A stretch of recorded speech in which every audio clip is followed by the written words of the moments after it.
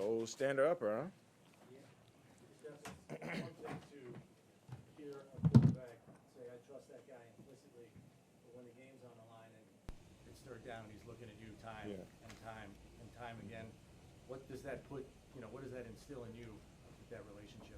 It actually gives me a level of comfort as actually just because I put a lot of time in as far as like with my craft and what I'm trying to do, not only for this team but for myself, pushing myself, challenging myself, and in those moments you want the game to be on you. You want your quarterback to, trust you. So it actually gives me a level of comfort and actually puts me in a different space mentally that I'm out here for a purpose. I'm out here for a reason. I'm saying he's counting on you. So, and as you can see, like Josh has that energy that makes you want to play, makes you want to play harder, makes you want to get open and catch the ball from him. So it's the opposite of feeling like pressured because pressure is something that you're not really ready for. You know what I'm saying? I mean, some people call it like good pressure, but for me, I just feel like it put me in the right mental state of he's counting on me and I'm ready.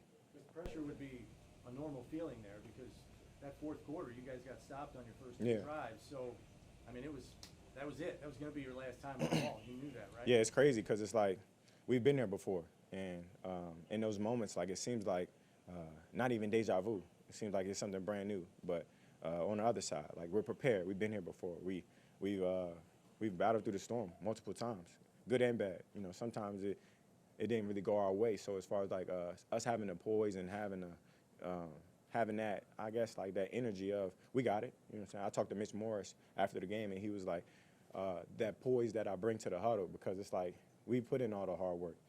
The game is going to have its ebbs and flows. Don't ride the roller coaster. So kind of permeates in a way. Dawson's been through a lot of Personal tragedy, some injuries that he's fighting through probably at the moment. For him to step up at the end there and make that play, how good did the locker room feel for him? It's huge. It's just like damn, like a guy like that. Mental health is real, and he's balancing things. And he had some things happen earlier in the year, and he leaned on his brothers. Like he could have took some time away from football and really spent it with his family, and he decided to continue to play, continue to be around the people that that love him, and to see him just triumph. A moment of rejoice to be like this. Damn, a guy like that battling hard each and every day, regardless of what's going on in his life.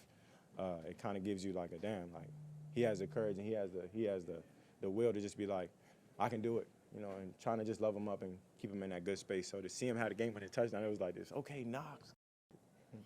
You got a score with a minute to go. I mean, with what happened last year in the postseason, you get over on the sideline, start doing some calculations on the math in your head, how much time's left and all that? Well, I can't. I mean, I just kind of look at it as I'm leaning for the defense to do their job, as always. They do a great job. They've done a great job so far this year.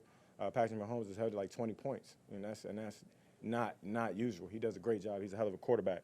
So to see our defense, kind of show up, especially Vaughn showed up big. All our defense, Taron Johnson, those guys. Like I said, we've been here before, but we're prepared. We're ready for whatever they throw at us, and to come out on the other end always feels good. So I look at it as, we'll enjoy it this 24, but I don't do the calculations because I can't cover it. So I mean, I could. But. After that touchdown, you came to the sidelines and you passed Vaughn and said something. What did you say to him? Or finish the game.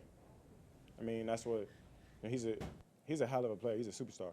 He's one of those guys that you lean on. Especially, I feel like we had watched basketball, the Dream Team last night, as far as like somewhat of a motivation and kind of put us in the headspace of we're ready for the moment.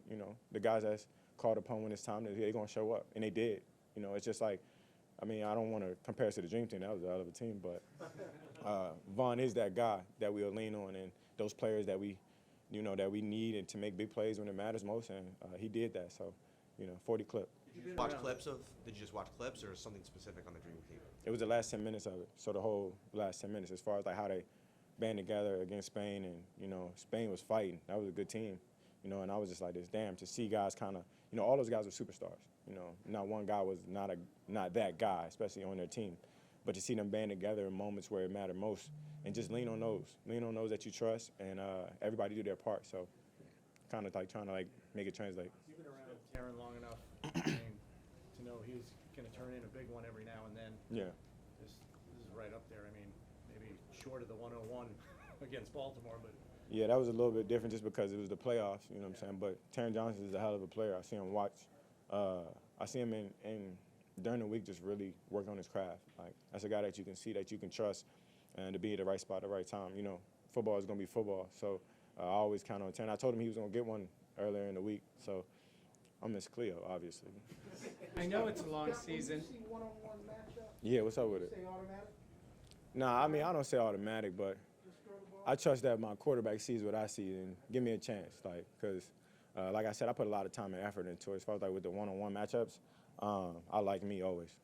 I know it's a long season and it's not the playoffs, but in this moment, in this place, does this one feel a little different for you guys? Nah, I mean, like I say, every year is a new year. Like, I mean, if I bring it up, it was last year, we won in the regular season. So as far as like winning isn't something that you want to hang your hat on just for the rest of the season. I'm saying we got a long season ahead of us, and it does feel good right now. It's supposed to.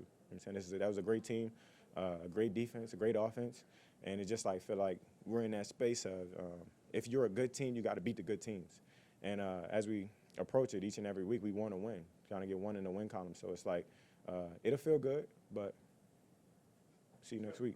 To be clear, was that the Redeem Team documentary, the one with Kobe? Is that Yeah, but that's why I said like we ain't nothing like them. That's a very different team.